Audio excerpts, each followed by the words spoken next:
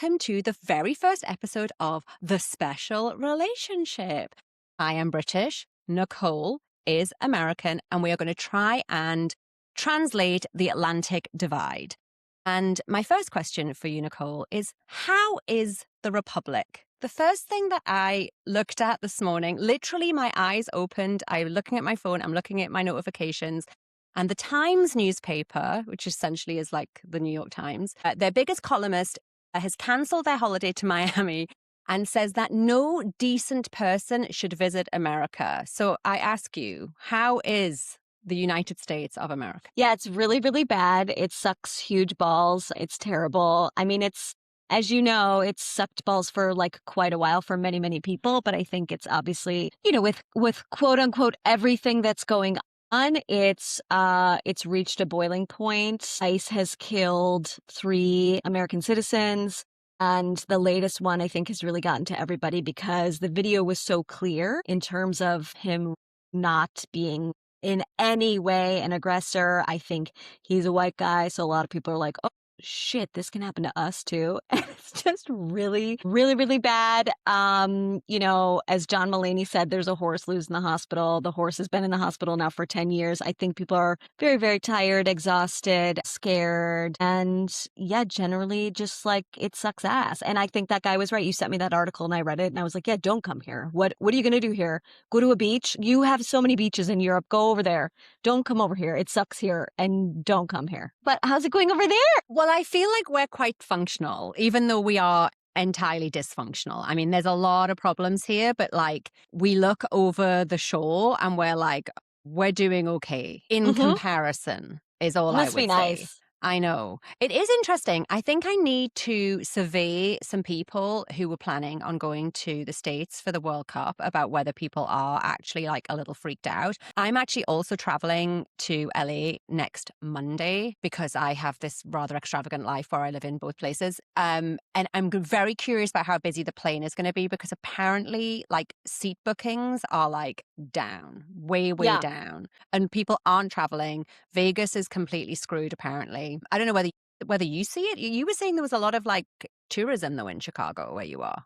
Well, I work part-time at a makeup store and I work specifically on a touristy part of this city. So I see tourists a lot. Otherwise, I kind of like don't leave my house and don't know what's going on. I feel like, yeah, it's freezing. It's the middle of winter. It was, I think, the high, and you're going to have to translate this for your British folks. The high on a few days ago was -7, which I think I did translate for you to be -19.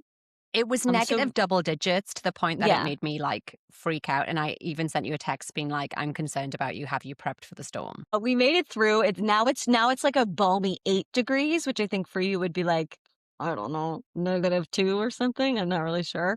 But yeah, I think I would be curious to see what your plane is like too. It's just, we're in a real bad way. We're in a real bad way. And I have a lot to say about a lot of this. This is not the fact that what's happening right now is news to so many people means they've never even opened one page of a history book. This is America. This is who we are. We are living through really, to me, like the not to mention Carl Jung in the first episode of his podcast, but we are truly living in like the shadow side of America right now. The deep, disgusting underbelly is like really sort of what's happening right now. And I don't blame anyone for not wanting to come here. It feels dangerous. It feels dangerous living here. And I'm, a white lady in a high rise in a nice part of Chicago, but it's just generally like very uneasy. And so I'm being, at night I get lulled to sleep by the entertainment of my phone, just like, which has to be great for my mental health. Oh, I hear it's perfect. Just getting all that blue light into your eyes. Just blue light, before you go to sleep. like 2 inches from my face, right before I go to bed. That's how I soothe. Remember I told you that 3 of my friends from LA were leaving? Yes. That's now up to 4. So wow. There is definitely flight happening from Los Angeles. I don't know about the rest of the country, but it is weird. I still, for reasons unbeknown to me, cling on to having a place in LA. I probably should sell up too. And also what I've been hearing, are you a Pivot podcast listener? No. I mean, I dabble, but I don't like these those guys. Yeah. So Scott Galloway, who is like an ardent like capitalist is calling for Yes. general strike. Calling for a general Yes. strike. Yes. It's funny. Everyone comes around once again. I was ahead of the curve. Just kidding. People have been talking about this for decades. It is kind of crazy, like how much that sentiment has skyrocketed to this like upper culture echelon within a matter of days, if not weeks. It's absolutely crazy. Think, as someone in Chicago, Chicago has a very long history of labor resistance and strikes. I think the fact that we are talking about it again gets me riled the fuck up. Like, You let's will turn up. On the day of the general strike, you are going to be there I mean, I very like kind early. of don't have a job anyway, You'll so I have can be there. signs. You're going to like bring 10 people. This will be like the day of your dreams, the day of a Yes, it, general it strike. honestly will. I think there's so much work to be done, and thankfully, there's so many people who have been preparing for this, and so many organizations who have been thinking about this for years. I think it's time. I mean, I think it's great that people like Scott Galloway are mentioning this to the size audience that he has, but I think it's also time for us to like listen to these organizers and these activists who know what they're doing and have been on the ground for a long time to sort of lead the way. But for this to happen, a lot of people need to come together. And, in America, we don't like to do that. We Listen, famously didn't what did if did not do that. We famously broke up once already. So my fingers are crossed, but I am, cautiously optimistic. what if the sort of pendulum swing back from Trump is actually like democratic socialism, Is like FDR. solidarity, Yeah. like this kind of renewed sense of community? Like I am toxically positive, like a toxically optimistic person. So I like fantasize about stuff like that. I'm like, oh, but Mhm. it's so we're having to have the bad thing because we get the good thing. And even though I'm Do like agree. now extremely old and know that that isn't always the case, I have the hope. Yes, I do too. I do too. But I think America, as we will discuss many times on this podcast, is a very funny fish, as you Brits would say. And there's just a lot of different people here, a lot of different values, a lot of different, if that's what we're calling them, a lot of different points of view. And we're just going to have to see how the cookie crumbles, as I would say, as a cheesy American. We are. And that is the perfect segue into our is. first topic, perhaps, which I think you have a question for. I do. I have a question, and it's one that I think most Americans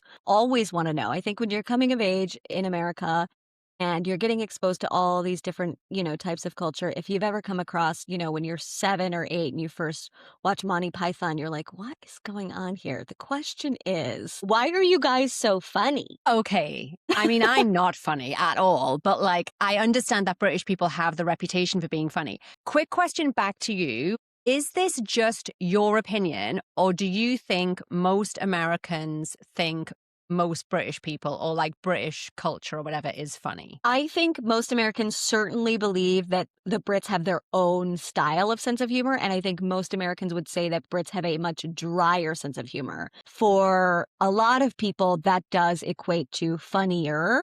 And it at least equates to, when you'll talk about this, I'm sure, you guys don't take yourself as seriously. And so there's just a general sort of like wit, lightheartedness, banter that you guys are really good at that, I think most Americans would agree that that's true. Got it. We are definitely the most unserious people like that have ever roamed the earth. I mean, in the last week, which I'm sure you have been aware of, like the Brooklyn Beckham bombshell, Oh yeah, baby.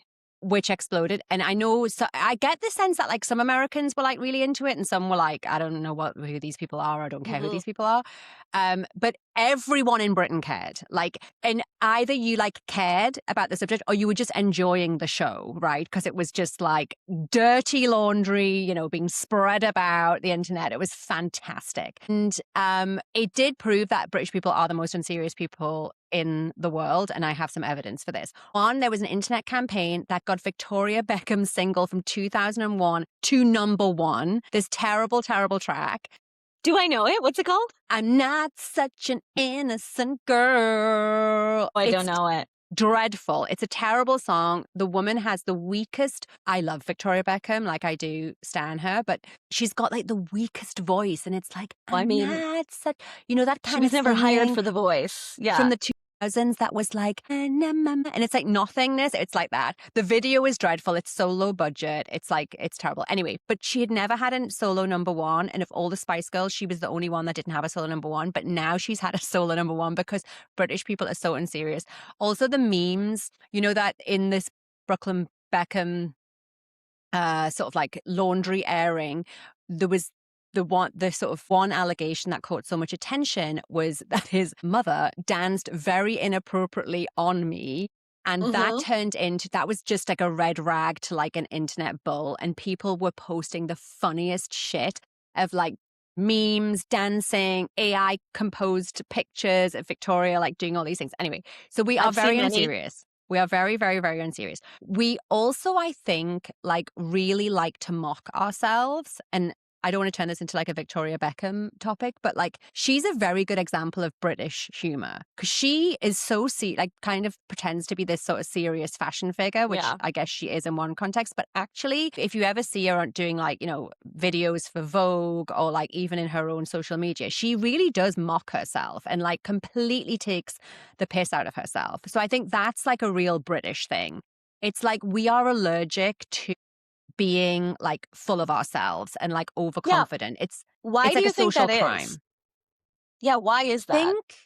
I think it's because we view arrogance as like a crime. Like if you're like an arrogant, like, Johnny Big Balls, as we would call them, like that kind of character, well, like, ew. Like it's just not the British way to just to spout on about how great you are. It's the British way to like, essentially, it's also, I think, some sort of like self-defense mechanism. It's like you take the piss out of yourself before anyone gets a chance to, if that makes sense. Right. So like my partner's bald. He constantly makes references to being bald.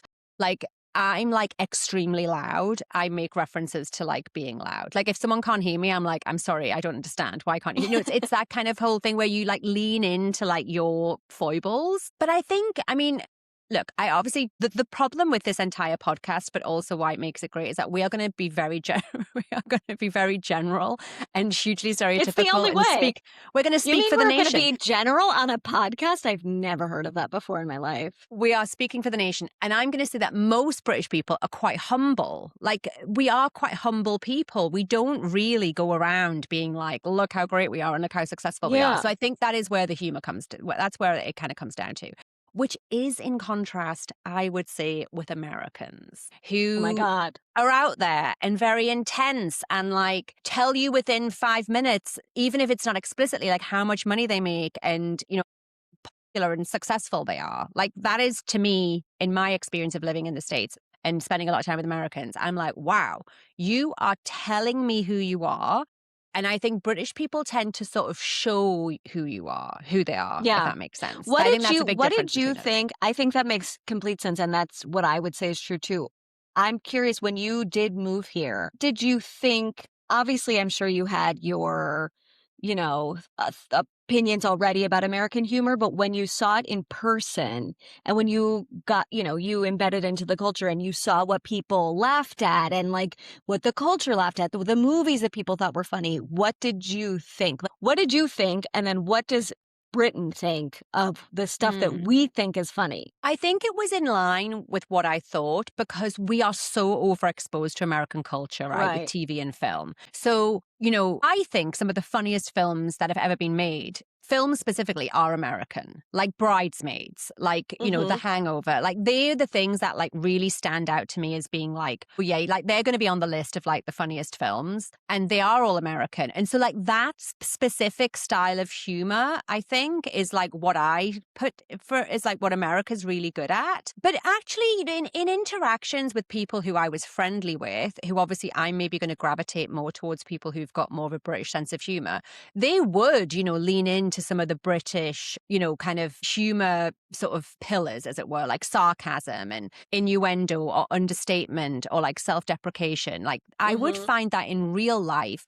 But I think if you were to ask me about like humor writ large, like I think a lot of American stand-up doesn't necessarily chime for British people. I'm constantly amazed that SNL is seen as funny. I've never laughed Well, once at yeah. We SNL, could do a whole ever. episode on Ever. that. I've never, ever laughed at it, honestly. Like, the clips that go around, and they did something, I didn't even watch the clips. I know I hate all SNL clips, but someone was like, sketch for the ages. And I'm like, it's not. I just know it's not. I haven't even clicked on it. I just know it's not going to be funny. It's not funny. It's never going to be funny. It's not my sense of humor. Like, maybe millions of Americans find this funny. I never find it funny. So I There would is say that's something you the guys difference. do. I'm trying to think now, and I can't, of course, think of the name as we're on the spot, but like there is some British stuff that is like roundly thought of as hilarious that I don't think crosses the divide either. Of course, I have no examples to give you, but I don't. Well, there's a ton of I'm thinking of like your Saturday night shows. Like there's certain things that you guys do too where we're like, what the hell is that? what is that? Yeah, that makes sense. I mean, we definitely have our own little kind of sense of humor bubble. And I'd say a lot of them are around like observational documentary reality shows. Like we have this show called Come Dine With Me, and it's basically you have to go to someone. Do you have the equivalent show? You go to someone's I don't house know. and they cook for you, and then they come to your house and you cook for them, and it's like the score No, we had system. wife swap.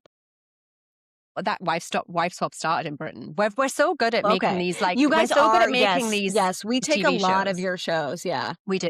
We're really good at like figuring out how to like put people into incredibly uncomfortable situations for our amusement. We Yes. are world class at that. So there's those type of shows that I Maybe think we really did it like on the probably world Britain stage play. for centuries. I don't know.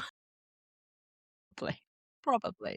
And there's a ton of comedians that you guys will never have heard of that are like household names in Britain. There's a guy called Peter Kay who is in the midst of a tour right now where he's done like hundreds of dates. And he is, if you were going to bottle British humor, it's him. Hmm. It's very observational. He talks a lot about his life, a lot about his family life. And it really is like so self referential and relatable to like how we behave as people. And a lot of it's around our own like awkwardness or like weird social situations where you behave in a certain way, even though it makes no sense, or the things that you say or the way you react to things because you're like, I think a lot of it's couched actually in like us just being permanently embarrassed or like afraid of being embarrassed. And so you end up doing like ridiculous things. And he did produce some like seminal comedy shows. There's one show called Phoenix Nights, which most people in Britain would say is like one of the best comedy series ever made. There's no way that would ever be shown in America. Yeah, It I've just never heard would of it. never translate.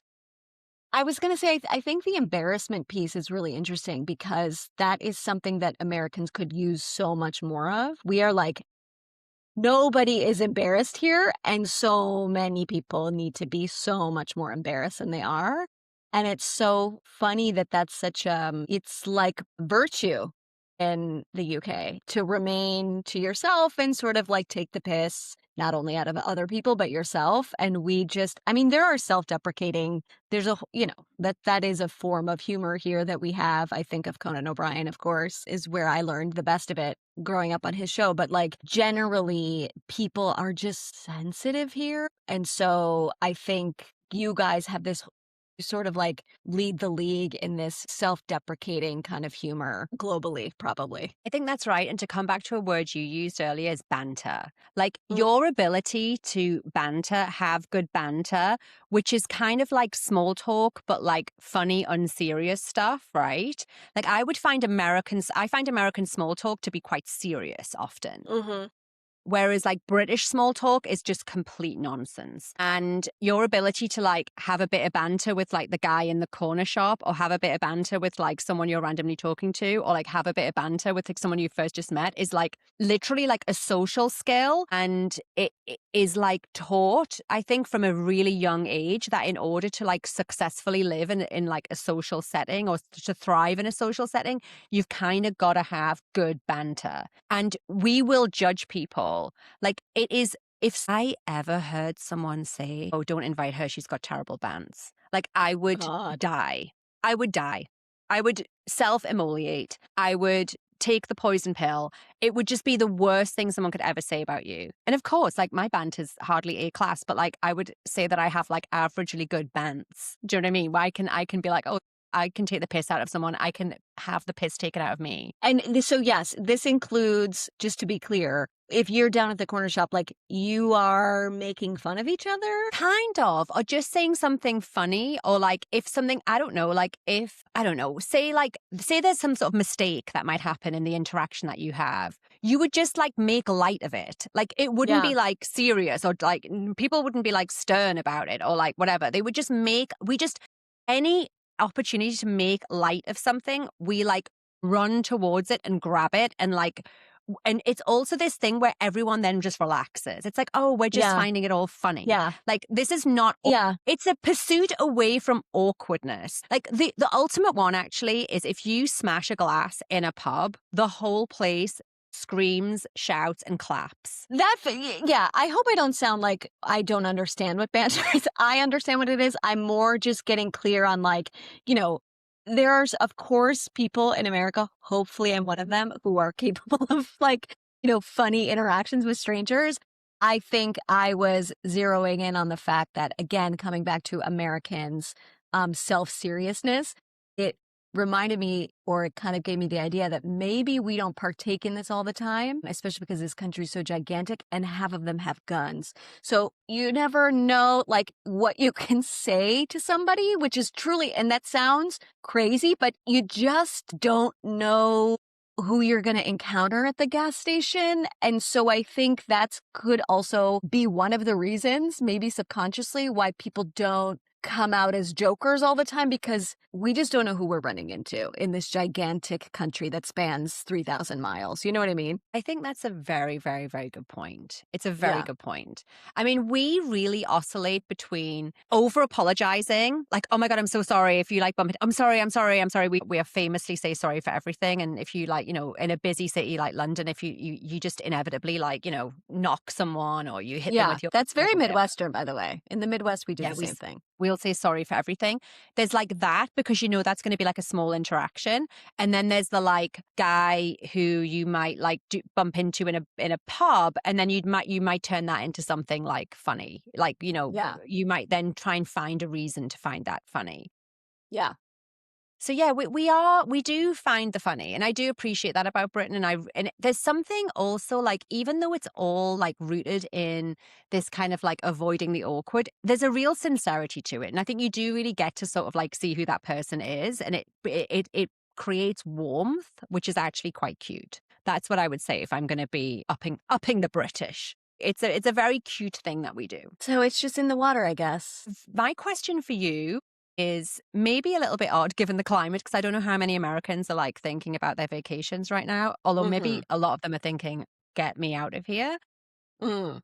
But my question to you, as someone who worked in America and dealt with this firsthand and was horrified, Mm-hmm. why is America so stingy about vacation in a job? And my related question to that is, and maybe it is related to the fact that you don't get much holidays. When you do go on holiday, why do you do so much? Well, yeah, you did answer part of the question. The reason why we never go anywhere and don't take any vacation is, of course, the same reason why everything fucking sucks here is because of our corporate overlords. I was doing some research before this call.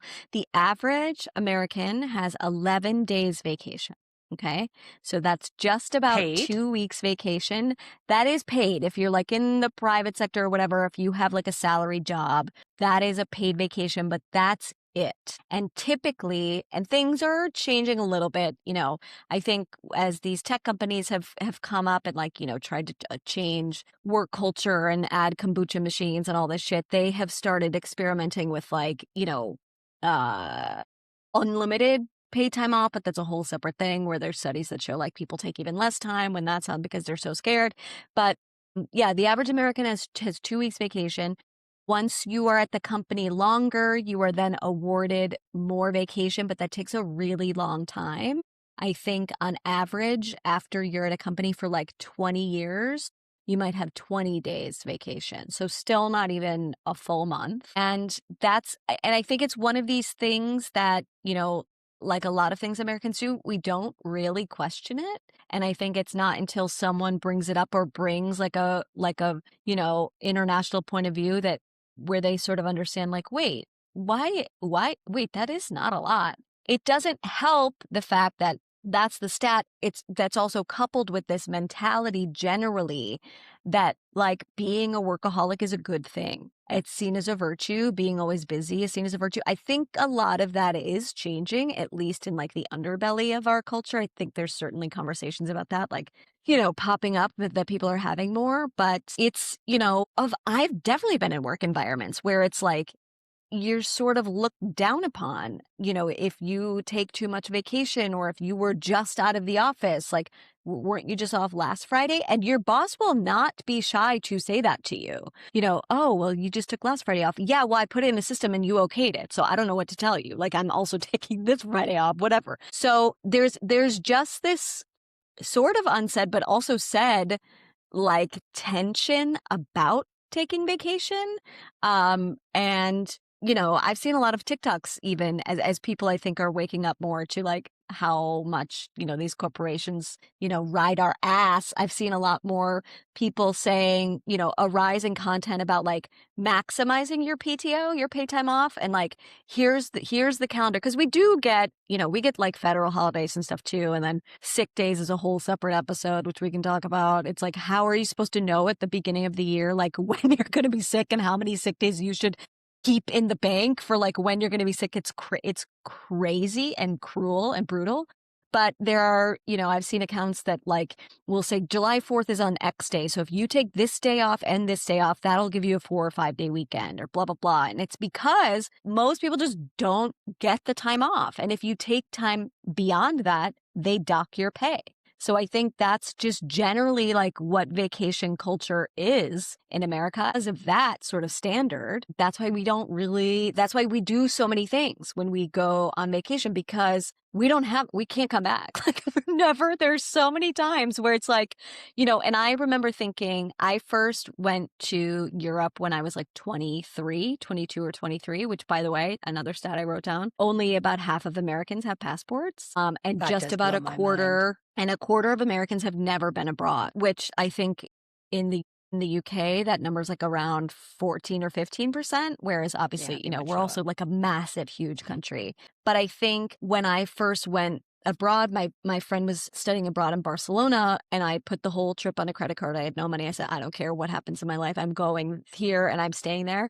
I just thought my mentality the entire time was I'll never be back here again. And that's actually sad. Like, I know you're laughing and it is funny, but it's also like, I really thought I would never, to be fair, I've never come back to Barcelona since then. I've been to other parts of Europe, thankfully, and I'm very happy for that. But I think because of where our location is in the world too, and just how massive America is, taking a trip to Europe or taking a trip anywhere off of the continental US is not only expensive, but so time consuming. I mean, it's so far. I mean, it takes from New York to California, that's a whole day travel. So that's one of your vacation days, by the way. So it's like, there's just this whole culture of the amount that you get to yourself, the amount of days you get to yourself to like go be a person in the world is very limited.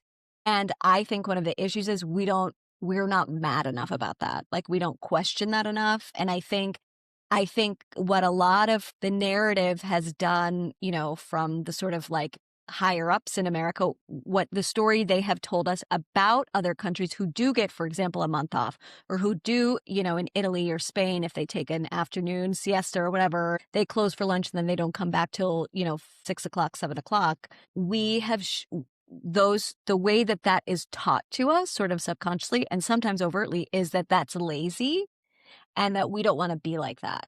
And so there's this real, it's supposed to be a real virtue to work hard. And if you're not working hard, you are lazy. Meanwhile, let's not even get into healthcare and all of this stuff and all of these things that the rest of the world has that, for much of my life in my 40 plus years has always been told to me in this frame of life. Well, you don't want to be like that because that's like, it's lazy, or it's Euro, it's Euro trash, it's gay, or whatever the hell to like be like Europe was gay for like all of the 90s. So Yeah, those are several of the reasons why we don't do that. That does make a lot of sense. It's like a scarcity, and it gets a Yeah. scarcity mindset because, I asked that question because as someone who knows a lot of Americans and who lives in Europe, I get asked all the time, like, oh, can you recommend places, blah, blah, blah. And then I'm like, yeah, sure, but where are you going? And they're like, well, we're doing a 10-day trip and we're going to go to France, Spain, Croatia, Greece, Ireland, and Yeah. England. And I'm like, why? Why would you do that? Like, why? People are spending like 2 days per country. And it just blows my Mhm. mind because a British person would never do that. But it does make sense. You're coming all this way. If it's like a once in a lifetime trip, you're just going to like rinse it for all it's worth. But like, Yeah. that is a horrendous schedule. Like, I just don't know how much you're enjoying yourself when you're doing it You're like not. that, You're really not. And I think, I have friends who like to travel and who travel internationally and do a bunch of stuff. I think, again, because of that mentality of like, I might never be back here again. So I want to see as much as I can see.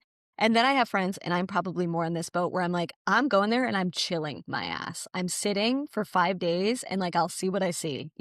I like to go, see sights and stuff, but if I miss it, I miss it. Like, because I think the other thing about vacation is much like Americans do with so many things, we turn it into like a productivity mission. It's like, Mm-hmm. well, what did you do when you were there? It's like, if you tell people I went and I sat for 5 days, they don't like to hear that. They look down on you. Meanwhile, half the country goes to, on cruises and sits there for 10 days and doesn't even lift a finger. That's somehow, more virtuous. But I think, yeah, we just turn everything into like, a to-do list, I think. That's true. How many days do you think British workers have to, by law, have as annual vacation? God, I think, is it like 24 days or something? 28 days of paid 28 annual days. leave You have to. if you are a 5-day week worker. And that's to start.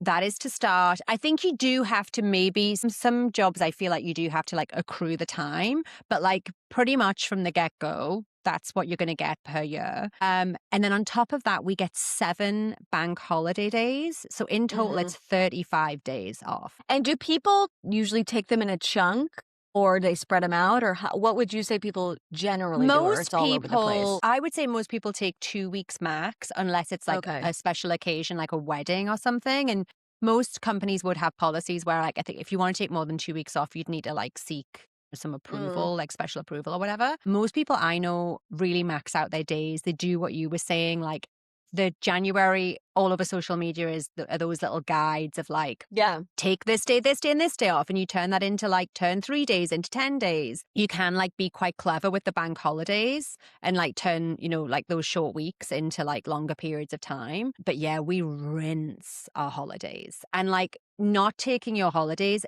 weirdly, culturally, right, to get to the root of this podcast, culturally, to not take your holidays is kind of like people think you're weird if you don't take it. Like, why are you not taking your holiday? Do they think you're like a corporate cuck? But they just like, it's just like, take your holiday days. Like, they're there to take them. There's no shame in like taking them. So therefore, It's like, not taking why them is wouldn't you? weird. Yeah. It's just, Yeah. people would, it's like, why would you not take the time off? Take the time off. Like, why wouldn't you do that? It's just so bizarre. Do I people have take never. vacation? I guess when I think about big Brits going on vacation, I always think you guys are like going to one of the many countries that, you're very close to. But this is a stupid question.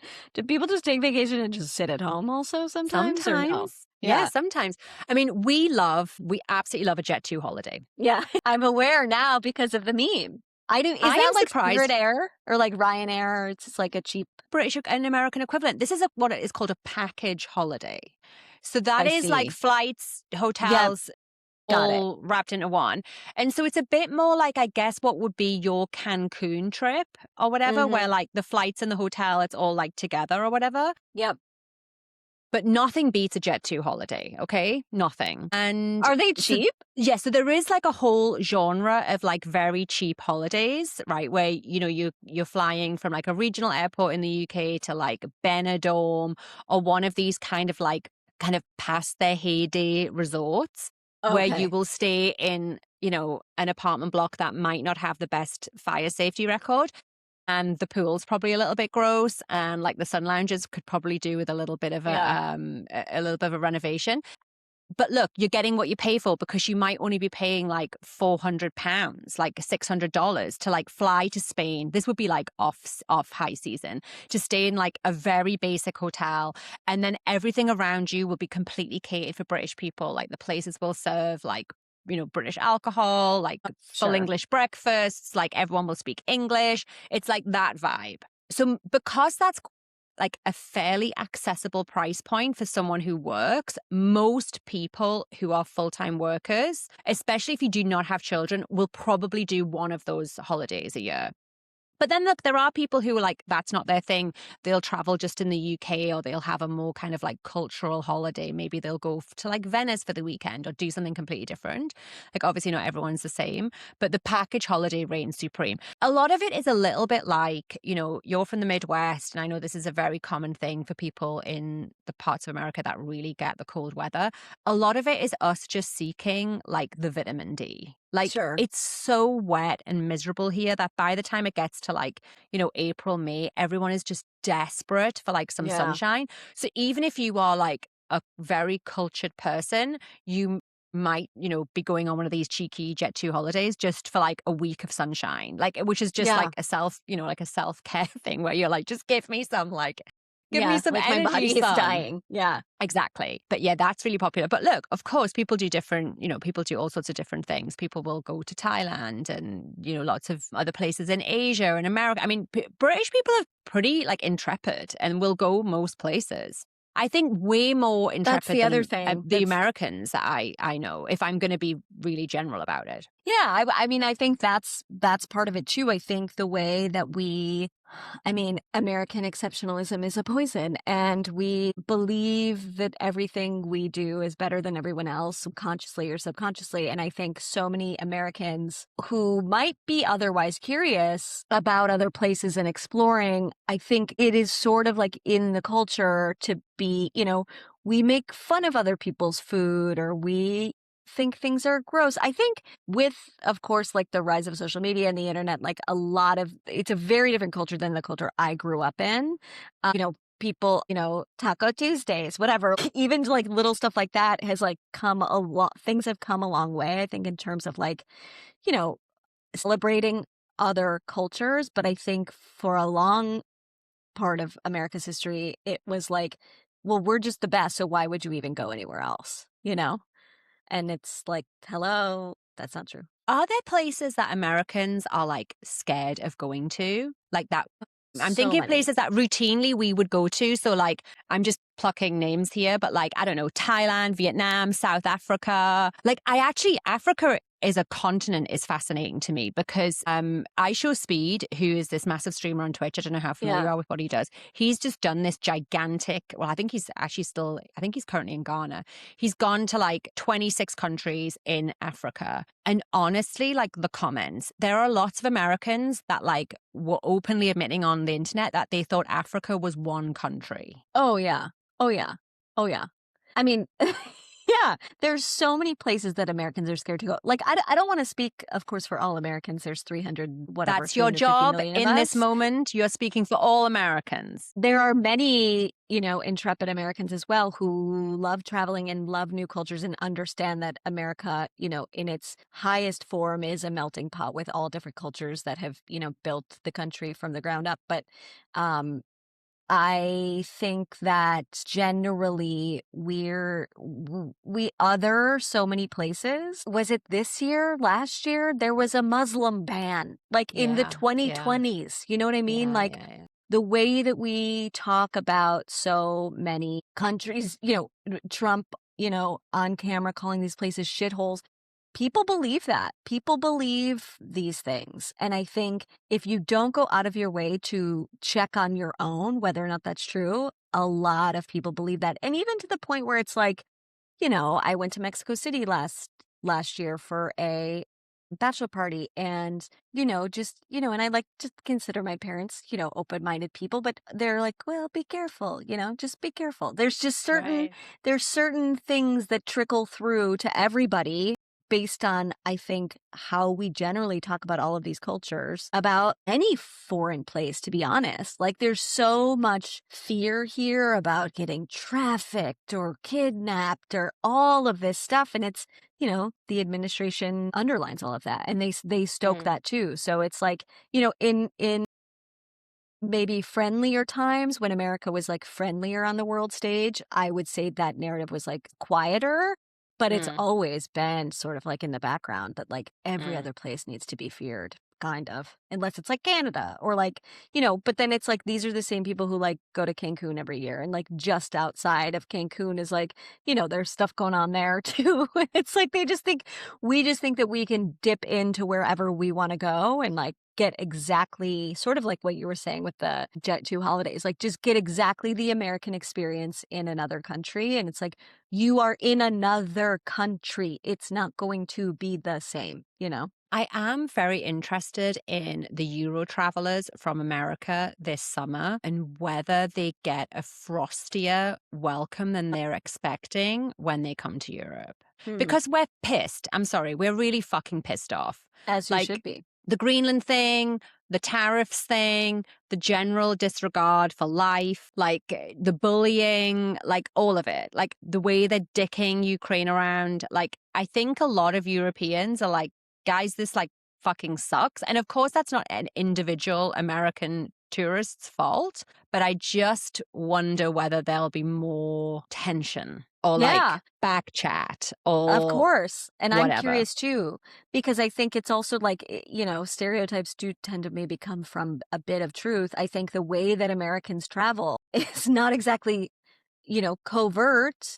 Some of us are the worst. And because of what the culture is here, we take that culture abroad and we're Yeah. rude and we're loud and we're, it's such a, and I admit I am not above this. Like, I went to France 2 years ago, and by the time I was leaving, I was like, I don't know how to say your fucking language. Okay, I'm trying. And you guys are so mad at me. It's like, I can't wait to get out of here because I'm trying my best and you guys still don't care. But it's like, that's that sense of like self-seriousness where it's like, just relax, and I think, and that's me. There's a lot of other people who get way more offended than I do, Mm. and I think we take our attitudes everywhere. But I will say, I mean, I do think there are so many Americans here who love to travel, who love different cultures, who understand the value of the idea, the highest form of America being a melting pot, and like want to soak up as much of the world as possible. But, some of these people are hindered by finances or whatever the case may be. But I think generally America has a long way to go in terms of humbling itself at the feet of other countries and cultures, and understanding like, no one gives a shit that you're American here. This is a completely different country. And I think, I hate to say, I mean, it's sort of happening for us because everyone's becoming mad at us. So it's going to happen one way or another. We're getting our asses handed to us right now. And sorry, like, maybe has to happen. It's going to be interesting. And we are going to explore all of these cultural differences every week on this very podcast. Did you We enjoy that sure little are. segue? Did you enjoy that? Did you Very enjoy that? good. Very good. I think we did a good job. We did. We did. Hopefully everyone enjoys it. All 5 people who are going to listen to this will have Yeah, it's enjoyed going to be it. amazing. We're going to get We'll be like back 6 next streams. week. We have no idea what we're going to talk about, but we will figure that out between now and next week. Yeah, love it. It's been fun. It's been great. Okay, we got to go now. Thank you very Okay. much for listening. This was The Special Relationship. I am Rachel Richardson. I'm Nicole James, and come back next week. We're going to be talking more across the pond culture, good stuff. And I will continue to shit on America. So if you like that, come back. Yeah. Bye. Bye.